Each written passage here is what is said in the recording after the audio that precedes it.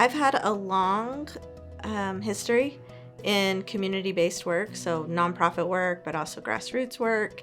And really the inspiration comes from my background and my upbringing. So I was raised on Salt Lake City's west side, single mother. My biological father was incarcerated, and so from an early age, I sort of had a window into lots of different challenges that families face, people that I went to school with, my own family.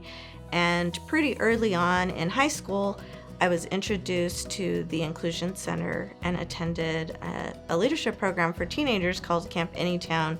And it sort of opened up my eyes to a vocabulary around social justice and what it means to be in community with other people. And I've just gravitated to work in community that is about helping the collective, helping families, achieve and heal. Well, when I think of Sonya, I think of someone who has dedicated their professional career to making our community better and doing that through the nonprofit field.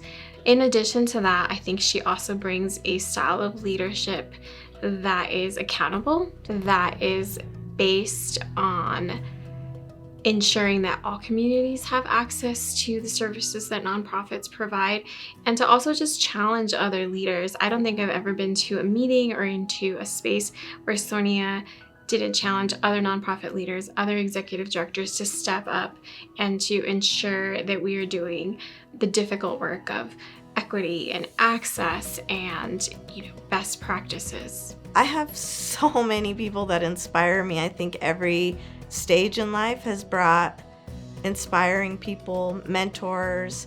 I would say at this point in my career, it is really the survivors that we work with at the Rape Recovery Center and the staff that work here.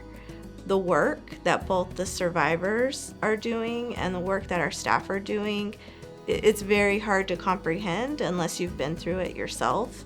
It takes a lot of courage and a lot of strength to be able to work through the kinds of traumatic experiences that we see in our work.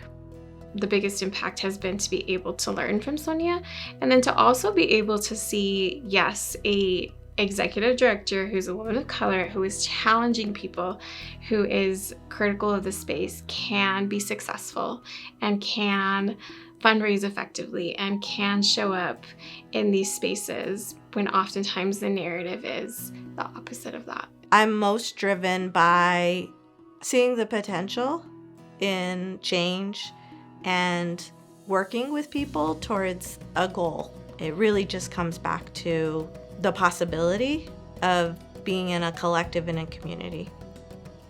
I was really, really surprised when I was told that I was the recipient of this award. I have long been a supporter of the Utah Nonprofits Association and have seen the leaders who've received this award in the past, and I feel really humble and blessed to be in their company. My hopes for the future in my career in the nonprofit sector is that I open doors for other people to enter, and that we continue to work in community together to solve some of our greatest challenges in community.